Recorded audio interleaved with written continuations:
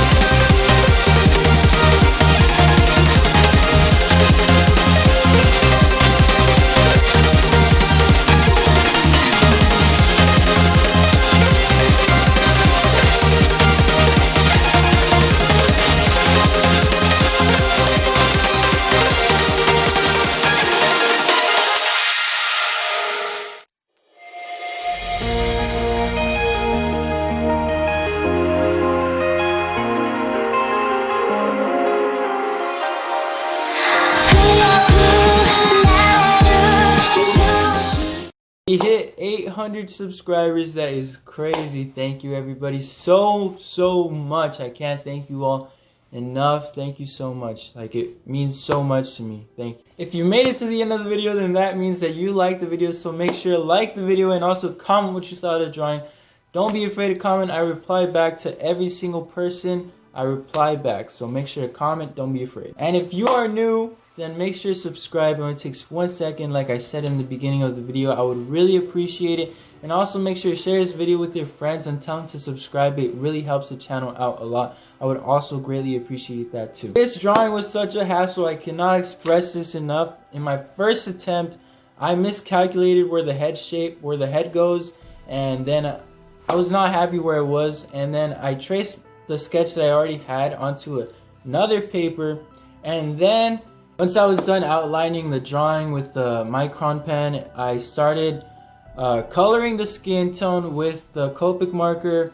And then for some reason, I don't know why, blue marker I think bled onto the paper, and it popped up on the worst possible place ever. It popped up right where her face was, like in the middle of her face, and I was not happy with it. So I had to start from scratch. I traced what I already had on the paper onto a different paper, and it was a complete hassle. But yeah, at the end of the day, I think the drawing came out really good, and I hope you all really enjoyed it too. I struggled a lot with this drawing, and even though there were many inconveniences, I kept going and persevering, and I didn't quit. I'm going to be leaving my other videos in the description, so if you want to check it out, check it out. I'm sure you'll find an anime character that I've drawn that you may really like, so make sure to check it out. It's going to be in the description. But yeah, everybody, that wraps up the end of the video. Hope you all enjoyed, and one more time, thank you all for 800 subscribers. It truly means so much to me, and I can't thank you all enough.